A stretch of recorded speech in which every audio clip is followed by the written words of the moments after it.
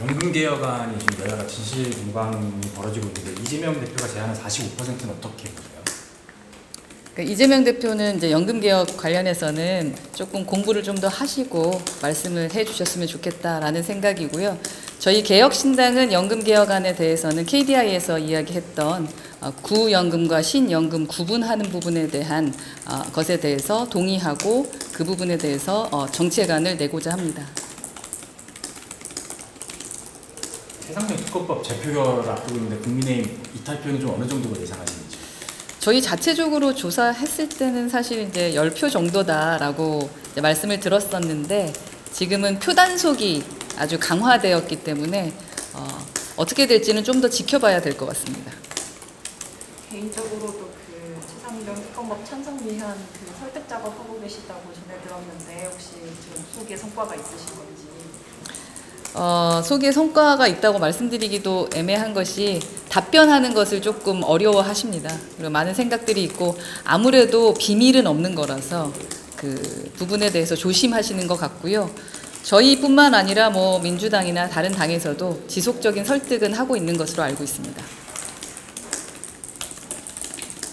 민주당이 21대 국회에서 대통령 거부권 행사한 법안 재추진한다고 하는데 이거에 대해서 개혁신당이 좀 같이 할 부분이 있다고 보시는 거예요? 양곡관리법이나 방송상법 이런 것들이 있는데요. 제가 21대 국회에 있으면서 느꼈던 점은 필요에 의해서 법은 만들어지는데 예를 들면은 일하는 국회법 같은 것들이 있었습니다만 그 일하는 국회법을 가장 지키지 않았던 분들이 21대 국회의원이었다라고 생각을 합니다. 거부권을 없애기 위한 뭐 법안을 마련하겠다 이슈를 잡고 진행하는 것은 좋습니다만 실행되기 어려운 것을 이슈로만 법안이 활용되지 않았으면 좋겠다라는 말씀을 드립니다.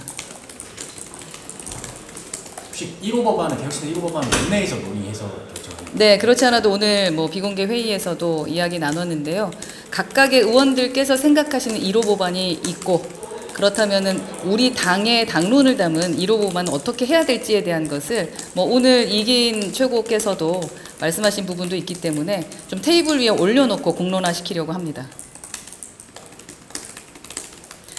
결국 답은 없습니다. 죄송하게도. 그러나 저희는 사실은 저희끼리 정책에 대해서 얘기했을 때는 언론개혁에 관련된 부분을 가장 크게 생각하고는 있습니다만 그래도 이제 현안을 좀 더 봐야 되기 때문에 좀 더 논의가 필요하다는 말씀이었습니다. 이기인 최고위원이 지난 인선 이후에 사무총장 연임을 반대한다 이렇게 공개적으로 입장 밝히셨는데 네. 어떤 취지이셨던 건지?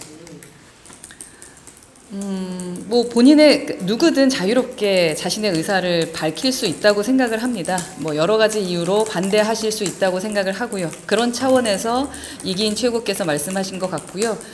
그 우려되는 부분에 대해서 대표인 제가 챙겨가면서 저희 뭐 중앙당을 잘 끌어가면 되지 않을까 싶습니다. 오늘은 모두 다 화기애애하게 회의를 치렀고 우려되는 부분을 말씀하셨던 자유로운 발언이라고 생각합니다.